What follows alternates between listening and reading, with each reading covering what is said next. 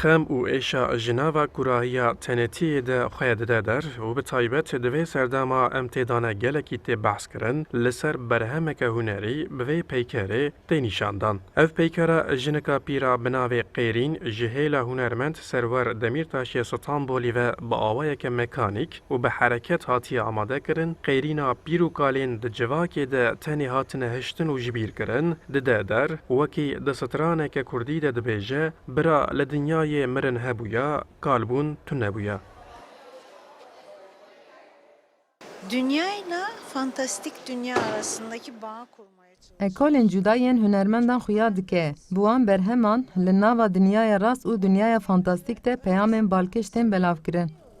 Kurd Andreş, jiyaneke herkesî diyarkirî heye ku ya girînk mirov salên emrê xwe bi çi awayî û ji bo çi derbas dike. Ew berhema binavê mirovên ji kifrîtê ku ji hêla hunermendê Almanî Wolfgang Steyler balê dikeşîne ser bersiva wê pirsa ku mirov jiyana xwe çawa û ji bo çi dihelîne.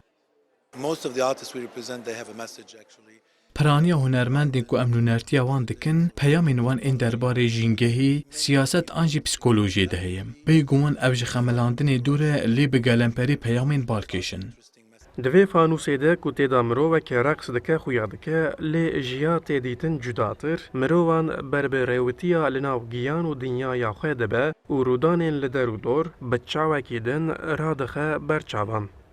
We don't follow a specific subject or say هەر هونەرمەندێک بە پێی کەسایەتی خۆی و بە شێوازی جیاواز کار دەکات. لە بەرهەمە هونەریەکاندا پەیامی زۆر قوڵ هەیە. ئەمەش کاریگەری ئەو کەلتور و جۆگرافیایانیشان دەدات کە هونەرمەندەکە بۆ خۆی تێیدا دەژی. Kamerayên li nava jiyanê bi taybet bi mebestên cuda şopandina jiyana mirovan û belavbûna wê şopa bi kamerayê ya li ser civakê jî di ser vê xebatê ya hunermendê Kurd Xelîl Altınderer re tê nîşandan.